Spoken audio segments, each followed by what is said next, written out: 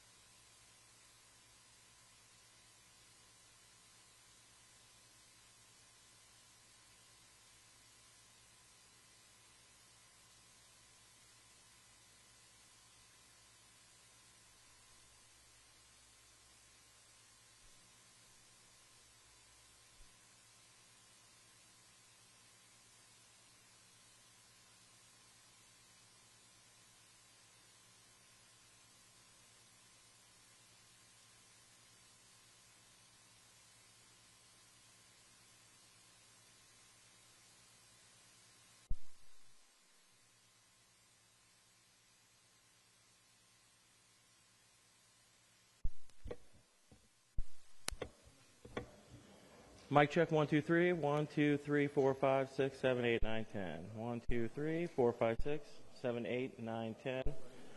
1, 2, 3, 4, 5, 6, 7, 8, 9, 10. Mic check, 1, 2, 3. 4, 5, 6, 7, 8, 9, 10. Good with that? 1, 2, 3, 4, 5, 6, 7, 8, 9, 10. 1, 2, 3, 4, 5, 6, 7, 8, 9, 10. Everybody good? Keep going. 1, 2, 3, 4, 5, 6, 7, 8, 9, 10. 1, 2, 3, 4, 5, 6, 7, 8, 9, 10. Check 1, check 2, check 3, 4, 5, 6, 7, 8, 9, 10. And it's for you guys coming in, 7:30 is the earliest start time for this now, so you guys are all aware. We good? Everybody? We'll do another check in about 15. Keep going. 1, 2, 3, 4, 5, 6, 7, 8, 9, 10, 11, 12. 1, 2, 3, 4, 5, 6, 7, 8, 9, 10. 1, 2.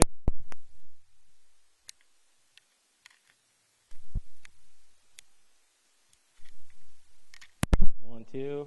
Check, check, check. 1, 2, 3, 4, 5, 6, 7, 8, 9, 10. Check, check, check. 1, 2. Check, check, check, check. Check, check, check. 1, 2, 3, 4, 5, 6, 7, 8, 9, 10. Checking. 1, 2, 3, 4, 5, 6, 7. We'll come back up in about 10 or 15 for another one.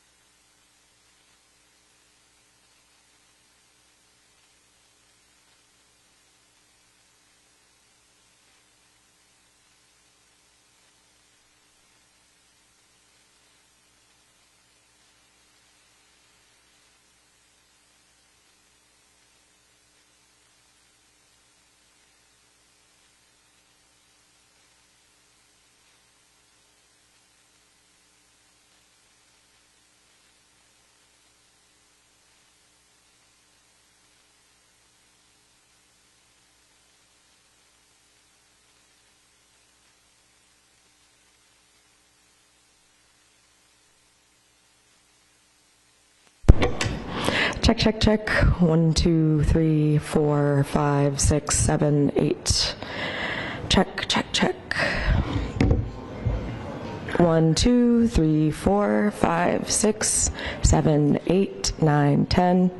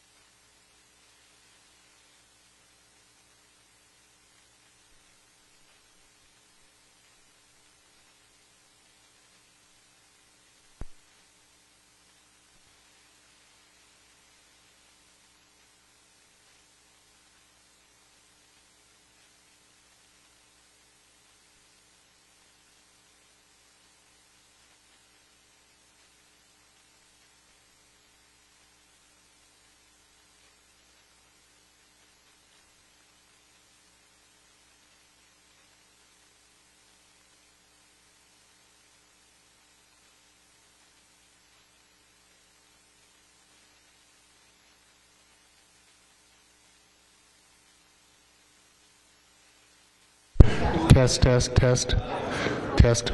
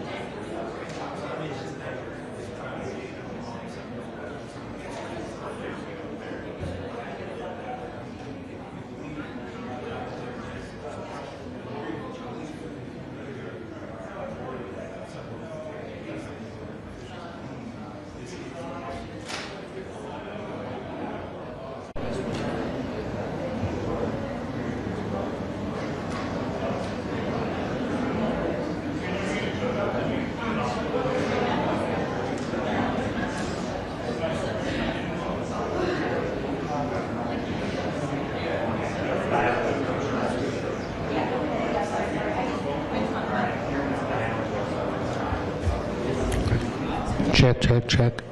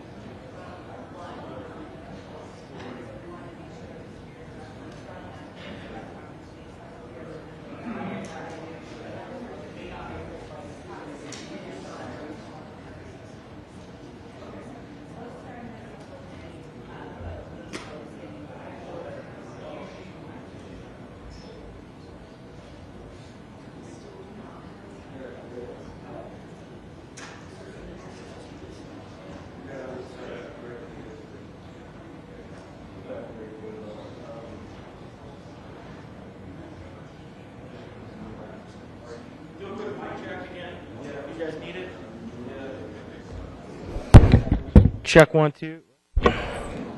Check 1 2. Check mic check 1 2 3 4 5 6 7 8 9 10. 1 2 3 4 5 6. We're hoping to get at least a 3-minute warning when they start walking, but we haven't got that yet. So 1 2 3 4 5 6 7. Everybody good? 1 2 3 4 5 6. Good.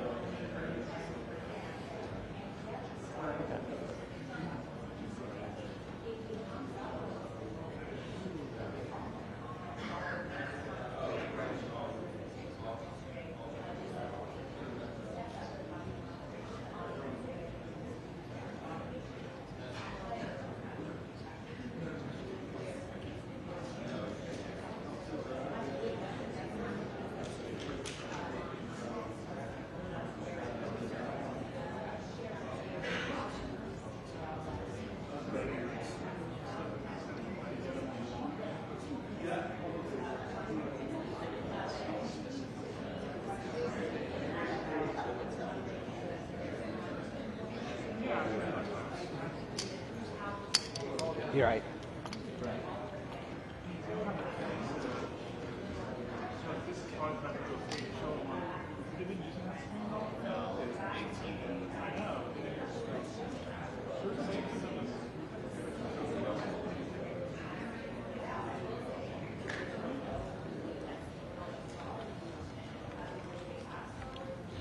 So still no official word on the start time.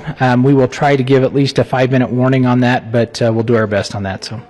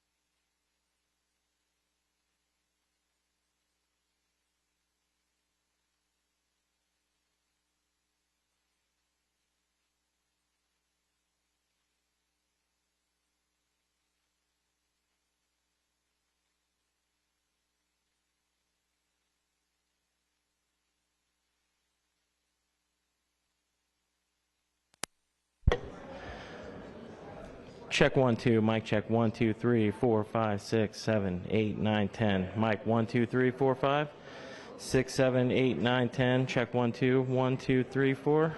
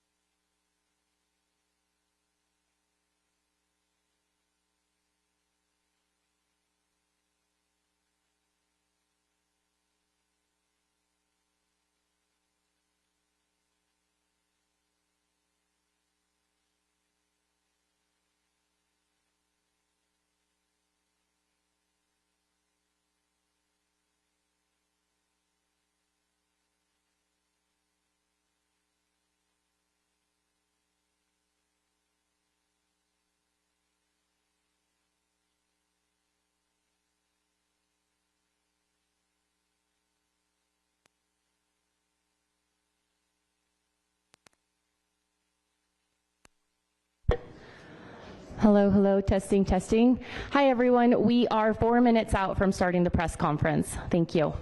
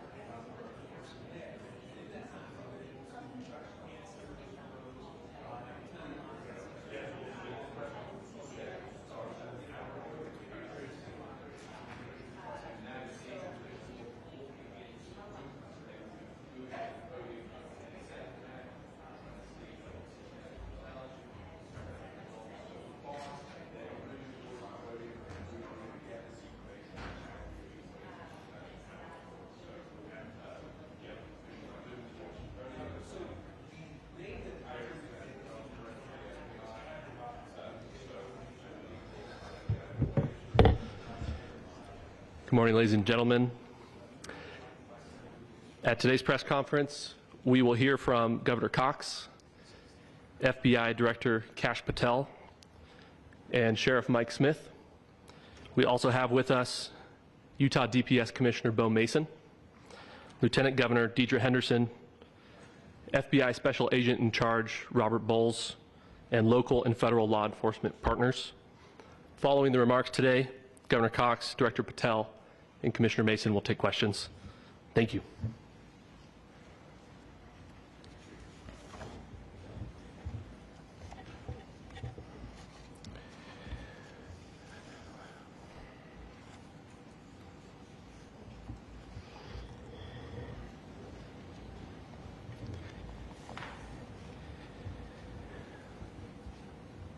Good morning, ladies and gentlemen. We got him. On the evening of September 11th, a family member of Tyler Robinson reached out to a family friend who contacted the Washington County Sheriff's Office with information that Robinson had confessed to them or implied that he had committed the incident. This information was relayed to the Utah County Sheriff's Office and scene investigators at Utah Valley University. This information was also conveyed to the FBI. Investigators reviewed additional video footage from UVU surveillance and identified Robinson arriving on UVU campus in a gray Dodge Challenger at approximately 8:29 a.m. on September 10th, in which he is observed on video in a plain maroon t-shirt, light-colored shorts, a black hat with a white logo, and light-colored shoes. When encountered in person by investigators in Washington County on September 12th in the early morning hours, Robinson was observed in consistent clothing with those surveillance images. Investigators interviewed a family member of Robinson who stated that Robinson had become more political in recent years. The family member referenced a recent incident in which Robinson came to dinner prior to September 10th, and in the conversation with another family member, Robinson mentioned Charlie Kirk was coming to UVU. They talked about why they didn't like him and the viewpoints that he had. The family member also stated Kirk was full of hate and spreading hate. The family member also confirmed Robinson had a gray Dodge Challenger. Investigators identified an individual as the roommate of Robinson. Investigators interviewed that roommate, who stated that his roommate, referring to Robinson, made a joke on Discord. Investigators asked if he would show them the messages on Discord. He opened it and showed several messages to investigators and allowed investigators to take photos of the screen as each message was shown by Robinson's roommate. These photos consisted of various messages, including content of messages between the phone contact named Tyler with an emoji icon and Robinson's roommate's device.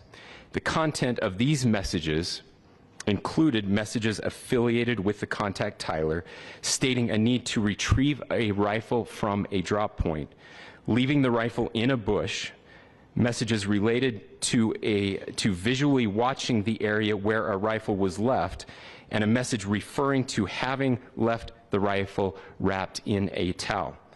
The messages also refer to engraving bullets and a mention of a scope and the rifle being unique. Messages from the contact Tyler also mentioned that he had changed outfits. I know there has been speculation as well as to the writing on those casings, those bullet casings, and I believe we have that as well, and I will share that with you now. So the area north of Campus Drive Road where the suspect crossed over, you saw some of that in the video that we released last night, consists of a grassy area with trees on the edge of the UVU campus. Investigators discovered a bolt-action rifle wrapped in a dark-colored towel. The rifle was determined to be a Mauser Model 98 30-06 caliber bolt-action rifle. The rifle had a scope mounted on top of it. Investigators noted inscriptions that had been engraved on casings found with the rifle. Inscriptions on a fired casing read, "Notices bulges, capital OWO, what's this?" ? Inscriptions on the 3 unfired casings read, "Hey fascist!" ! Catch! up arrow symbol, right arrow, and symbol, and 3 down arrow symbols. A second unfired casing read, "Oh Bella Chow, Bella Chow, Bella Chow, Chow Chow," and a third unfired casing read, "If you read this, you are gay, LMAO." We are indebted to law enforcement across the state who has worked seamlessly together, local law enforcement, state law enforcement, and our federal partners with the Federal Bureau of Investigation. We're grateful for everyone who worked together in such a short amount of time to find this person and to bring justice. I want to thank the public who has been so engaged, reviewing videos, helping us with sending in tips, and helping us get to this point. I want to thank the family members of Tyler Robinson who did the right thing in this case and were able to bring him into to law enforcement as well. I especially want to thank the family of Charlie Kirk, Erica, Charlie's parents, his children. I want us to be thinking of them as we bring justice in this case. They will be involved in that justice. We will be working very closely with them as we move through this process as well. This is a very sad day for our country, a terrible day for the state of Utah, but I'm grateful that at this moment we have an opportunity to bring closure to this very dark chapter in our nation's history. With that, I will now turn the microphone over to the Director of the FBI, Kash Patel. Thank you, Governor. This is what happens when you let good cops be cops. The FBI and our partners are proud to stand here today together to bring justice to the family of Charlie Kirk and honor his memory. I want to express my deep gratitude to President Trump, the Vice President, and the entire White House who have been so incredibly supportive with both resources and just personally to the FBI as a team. They had our backs the entire way, and I just want to express my gratitude for giving us the resources we need to operate in this space to bring this sort of justice at this sort of speed. In 33 hours, we have made historic progress for Charlie. Governor Cox, our partnership has been absolutely incredible these last few days. Our partnership will endure. Your state and local partners, your sheriffs, your DPS community has been unbelievably impressive in the hardest of times. And a case like this cannot be solved, cannot be brought without partnering with your state and local authorities. The FBI has a certain role to play, and we will play that role, and we will lead out for the federal government. But Governor Cox, we are so grateful for your state partnership that led out on this investigation. A little bit of the timeline. Charlie was shot at 12:23 p.m. on Wednesday. The first FBI agents arrived on scene in 16 minutes with chiefs of police at 12:39 and secured the scene. The FBI immediately launched fixed-wing assets. We utilized these assets to transport personnel, specialty technicians, hostage rescue teams. We also utilized these assets to go back and forth from the East Coast and here in Utah to transport forensic evidence and other evidence that will be analyzed and is being analyzed at our FBI laboratories in Quantico and other laboratories, including the ATF. At my direction, the FBI released the first set of FBI photos of the suspect at 10 a.m. local time on 9/11. Then, shortly thereafter, the FBI reward of $100,000 was released at 10:45 a.m. local. Myself and Deputy Director Bongino arrived on the scene at approximately 5:30 p.m. on 9/11. The governor led a press conference last night at approximately 8 p.m. where at my direction, the FBI released a never-before-seen video of the suspect. We also released new images to the public of the suspect. And just last night, the suspect was taken into custody at 10 p.m. local time. In less than 36 hours, 33 to be precise, thanks to the full weight of the federal government and leading out with the partners here in the state of Utah and Governor Cox, the suspect was apprehended in a historic time period. And I want to highlight what Governor Cox said. This would not have been possible without you, the media, and you, the public. That's why we went so public, so fast, and we're so transparent, and we're committed to that transparency. The crime scene, just a little bit there. It is a large crime scene. State and local authorities, along with federal authorities, processed that crime scene quickly. And I even had the ability to walk through that crime scene and walk through the steps the suspect took to learn more about what was needed and what resources we needed to bear to create a full picture for the FBI and leadership back in Washington. Furthermore, thankfully to state and local partners, forensic evidence has been seized and continues to be garnered. Forensic evidence has already been evaluated at FBI laboratories in Quantico and state and local authorities here. We will continue to process evidence as we see it, as we collect it, and we will continue to deliver to Governor Cox and his team. Last night, we had a total of approximately 7,000 leads. As of this morning, thanks to your great work, we have over 11,000 leads that were called in to the FBI, and we are running out every single lead that we can. Every one of those leads will be run out. The arrest is a testament to the dedication of good law enforcement being great, and partnerships in law enforcement, which I've tried to highlight as my tenure as the director of the FBI. There is no better relationship for law enforcement than the FBI to partner with state and local authorities, and you've seen it here in these last few days. The FBI Salt Lake Field Office, along with our offices in LA, Phoenix, Denver, San Antonio, Las Vegas, Pittsburgh, Buffalo, our headquarters component in Quantico, all participate in the FBI. I want to express my deep gratitude to the employees of the FBI, the men and women, the evidence response team tacticians, the special operators, the agents, the support staff. You have done monumental work in historic time when the public, who had a right to demand such an expeditious solving of an investigation, the FBI answered that call diligently, critically important to our nation, and we delivered. And I'm proud to be their leader, and I'm proud to be the director of the FBI.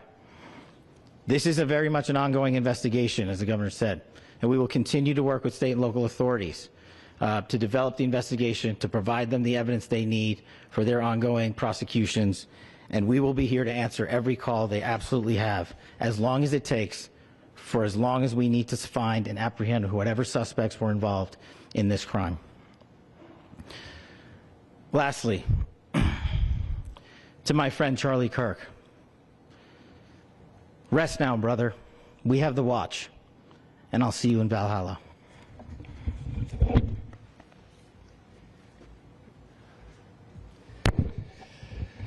Thank you, and good morning. I would just like to take a few minutes as the sheriff to express my gratitude for everybody who has played a part in this investigation. As you know, it's been a vast, a complicated, and a very, very fast-paced investigation. You're looking at people standing up here who are running on, if they got an hour's sleep in the last couple of days, they're probably lucky. It has been very taxing. It has been so impressive, speaking on behalf of the local law enforcement, to see the cooperation that we've seen in this type of case. Across the state, sheriffs, chiefs, our state partners have stepped up and have come to the call on anything that we needed. Our county chiefs have been phenomenal. Our Utah County Attorney, Jeff Gray, who's standing up here with us, has been phenomenal in leading us through this investigation. I would like to thank the federal government for their resources, their assets. Our local team here, our FBI team, has been extraordinary in helping us work through this and bring this person to justice.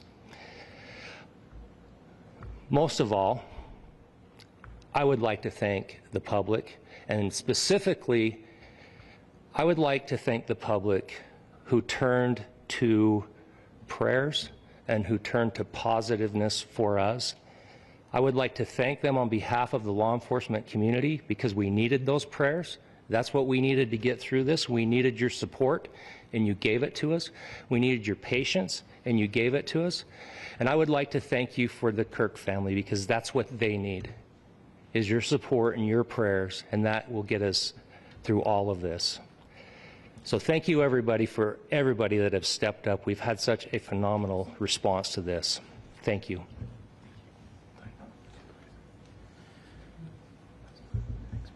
I also want to give a special thanks to the Attorney General and the Department of Justice. Their unwavering support and their commitment to justice is shown true here.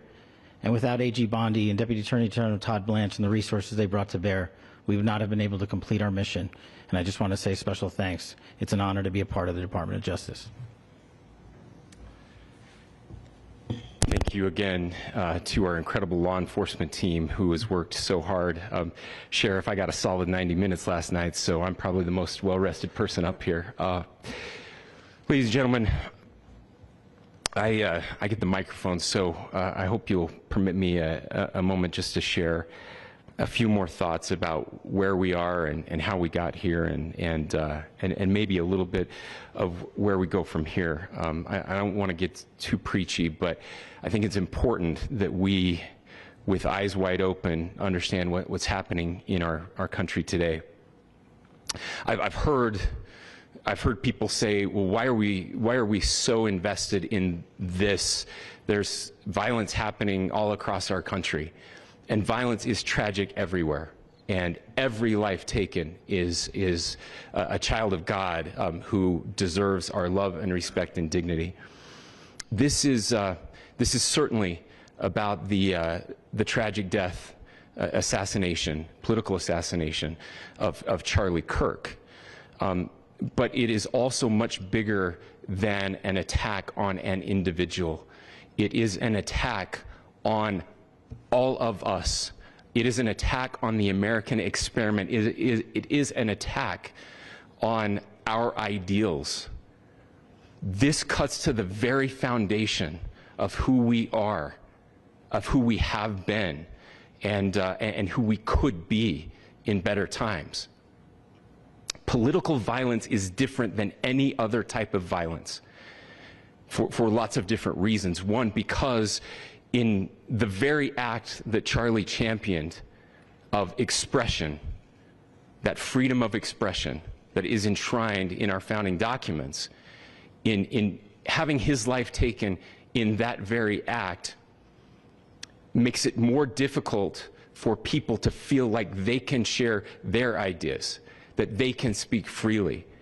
We will never be able to solve all the other problems, including the violence problems that people are worried about, if we can't have a clash of ideas safely and securely. Especially those ideas with which you disagree. That's why this matters so much. Over the last 48 hours, I have been as angry as I have ever been, as sad as I have ever been. And it was, as anger pushed me to the brink, it was actually Charlie's words that pulled me back. I'd like to share some of those. And specifically right now, if I could, I need to talk to the young people in our state, in my state, and all across the country. As President Trump reminded me, he said, you know who really loved Charlie? The youths. And he's right. Young people loved Charlie, and young people hated Charlie. And Charlie went into those places anyway. And these are the words that have helped me. Charlie said, when people stop talking, that's when you get violence. He said, the weak can never forgive. Forgiveness is the attribute of the strong. The only way out of the labyrinth of suffering is to forgive. Welcome without judgment, love without condition, forgive without limit. He said, always forgive your enemies. Nothing annoys them so much. A few months ago, I referenced this last night, Charlie posted to social media, when things are moving very fast and people are losing their minds, it's important to stay grounded. Turn off your phone, read scripture, spend time with friends, and remember, internet fury is not real life. It's going to be okay. He again said, when you stop having a human connection with someone you disagree with, it becomes a lot easier to commit violence. He said, what we as a culture have to get back to is being able to have a reasonable agreement, where violence is not an option.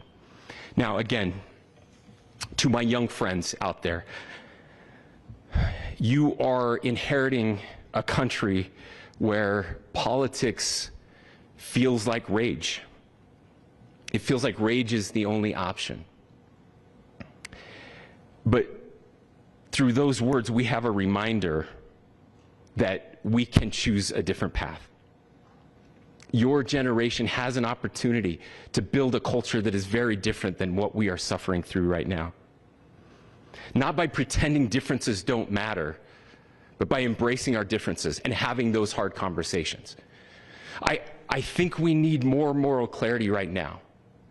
I hear all the time that words are violence. Words are not violence. Violence is violence. And there is one person responsible for what happened here. And that person is now in custody and will be charged soon and will be held accountable.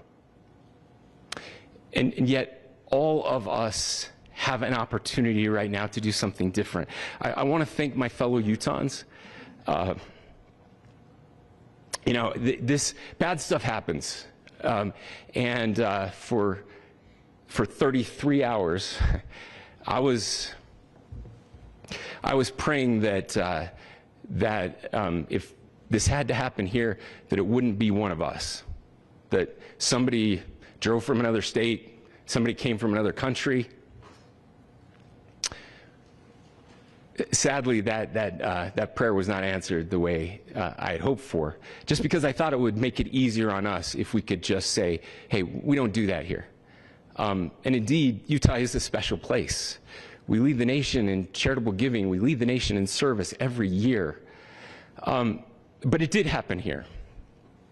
And it was one of us. But I want you to look at how Utahns reacted the last 2 nights. There was no rioting. There was no looting. There were no cars set on fire. There was no violence. There were vigils and prayers and people coming together to share the humanity. And that, ladies and gentlemen, I believe is the answer to this. We can return violence with violence. We can return hate with hate. And that's the problem with political violence, is it metastasizes. Because we can always point the finger at the other side. And at some point, we have to find an off-ramp, or it's going to get much, much worse. But see, these are choices that we can make. History will dictate if this is a turning point for our country. But every single one of us gets to choose right now if this is a turning point for us. We get to make decisions. We have our agency. And I desperately call on every American, Republican, Democrat, liberal, progressive, conservative, MAGA, all of us to please, please, please follow what Charlie taught me. I'll just conclude with words I share often from a friend and author, Yuval Levin, who was asked if he was optimistic about our country. And he said, I'm not optimistic. He said, I hate optimism. Like, that sounds bad. But he said, optimism is a vice. It's this idea that good things are just going to happen. And he said, in the history of the world, good things have never just happened. He says, I'm not optimistic, but I am hopeful. And hope is the virtue that sits between the vices of optimism and pessimism. Hope is the idea that good things are going to happen because we can make them so. I still believe in our country. And I know Charlie Kirk believed in our country. I still believe that there is more good among us than evil. And I still believe that we can change the course of history. I'm hopeful because Americans can make it so. Ladies and gentlemen, we're happy to answer any questions you might have. Governor, can you please speak to whether the suspect is speaking with authorities and his demeanor, Tyler Robinson, when he turned himself in? I cannot speak to that right now. Governor, how do you interpret the engravings on the casing? Well, I will leave that up to you to interpret what those engravings mean. I think the clearest one that says "catch fascist," there's not, and by the way, that's like catch like a ball, catch this. That's I think that speaks for itself. Governor, you indicated that he had been communicating. Please. Talk about this level of hatred that this person expressed. Beyond that, is there anything in your view that you discovered that may have radicalized or changed him to prompt him to commit such a horrific? There's nothing more that we can share at this time. Governor, you indicated that he had been communicating with a friend on Discord about the gun. Do you anticipate any more arrests? We do not at this time have any information that would lead to any additional arrests. Do you believe he acted alone? Yes, but the investigation is ongoing. How he came into custody of police and where he is right now? Yes, so right now, Mr. Robinson has been booked into the Utah County Jail. You heard the president this morning report that he was taken into custody, that his family and a friend helped to deliver him into custody of law enforcement in Washington County. For those of you that don't know where Washington County is, it is the southwesternmost part of the state of Utah. It's about a 3.5 to 4 hour drive from here, where we are right now, and that's where he lived and where they turned him in. Please, I'll go here. I can't share any more than what I've already shared. Yeah.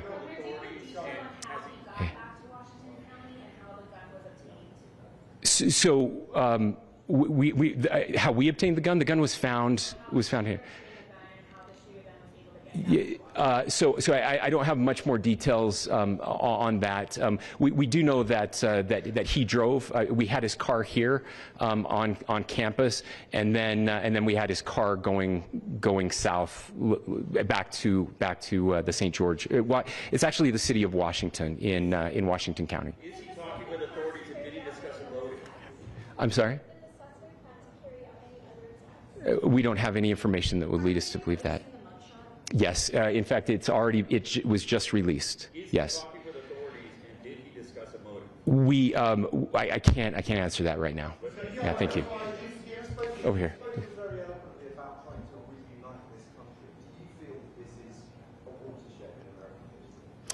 I absolutely believe that this is a watershed in American history. Yes. The question is, what kind of watershed? And that chapter remains to be written. Is this the end of a dark chapter in our history, or the beginning of a darker chapter in our history?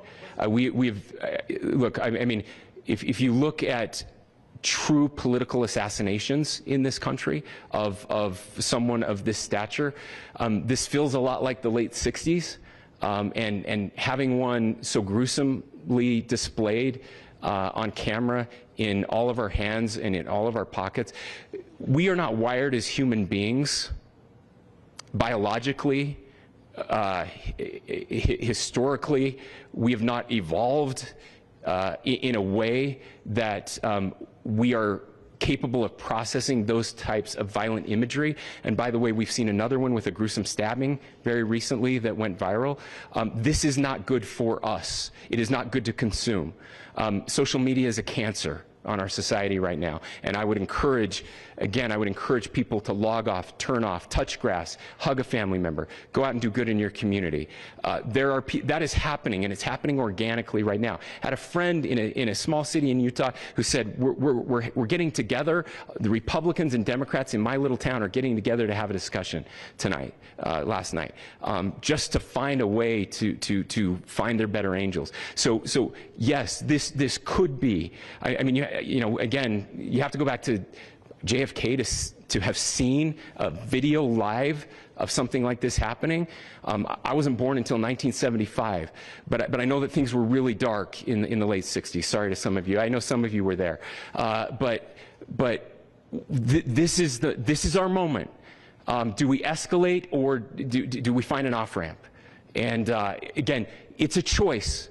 It's a choice, and every one of us gets to make that choice. Two more questions right here.